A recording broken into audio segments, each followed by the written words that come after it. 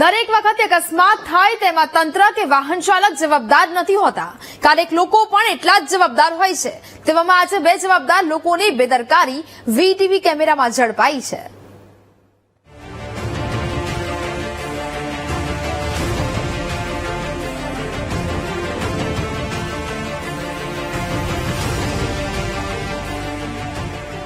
આ દ્રશ્યોને જરા ધ્યાનથી જોજો.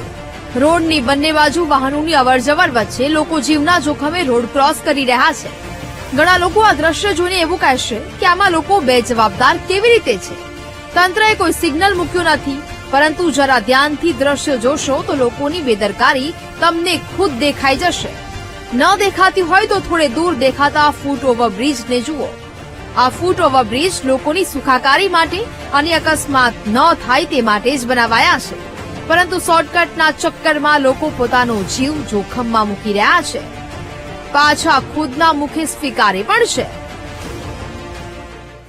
એકચ્યુઅલી આમાં કેવું છે કે અહીંથી તમે જાઓ છો ને તો ઘણો ટાઈમ લાગી રહ્યો છે. ત્યાંથી તમે પાછળથી આવતા તમે 10 મિનિટ લાગે છે અને અહીંયા તમારે ઓલમોસ્ટ 2 થી 3 મિનિટમાં તમે અહીંયા આવી શકો છો. એટલે વધારે પડતા પ્રિફર લોકો અહીંયા કરતા હોય છે. वो एक्चुअली ऐसा है कि वो जो है थोड़ा दूर पड़ता है और यहाँ से क्या है इजी रहता है, एकदम बाइक वहां रखी सीधा यहाँ से आगे. डर रहता है लेकिन अपने को क्या वो उधर एकदम ध्यान भी नहीं जाता है ना, सीधा पड़ता है. इसके लिए लोग ज्यादातर वो इसी को यूज करते हैं. ये हमको यहाँ से शॉर्ट पड़ता है और इतना लॉन्ग जाकर हम टर्न लेके आते हैं, so that's why time consuming लगता है. दैट्स व्हाई इजीली हम इसको क्रॉस करके आ जाते हैं. और दूसरी बात ये है कि यहाँ पे कोई भी रुकावट के लिए बना हुआ नहीं है सीलिंग इसके ऊपर, दैट्स व्हाई हम क्रॉस कर लेते हैं. तो ये सबसे बड़ा लूपहोल है यहाँ का, so we have to work on that.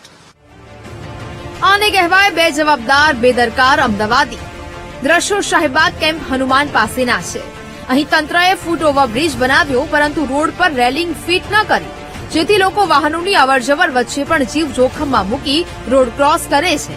શું કે ડિવાઈડર પર રેલિંગ કેમ નથી લગાવાઈ તે કોઈ પ્રશ્ન નથી, પરંતુ પ્રશ્ન અહીં ફૂટ ઓવરબ્રિજનો છે, જેનો લોકો ઉપયોગ જ નથી કરતા. અને અકસ્માત થાય તો પછી વાહન ચાલક અથવા તંત્ર પર દોષનો ટોપલો ઢોળી દેવાય છે. Bureau report, VTV news.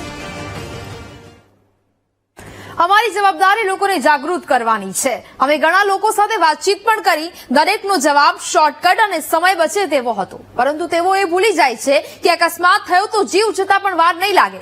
શોર્ટકટના ચક્કરમાં ગમે ત્યારે ગંભીર અકસ્માત થઈ શકે છે. તેવામાં આશા રાખે કે લોકો તંત્રએ જે વ્યવસ્થા ઉભી કરી છે તેનો વ્યવસ્થિત રીતે ઉપયોગ કરે, નિયમોનું પાલન કરે. 2 થી 5 મિનિટનો અહીં સવાલ નથી, પરંતુ જિંદગીનો છે, જે એક જ વખત મળે છે.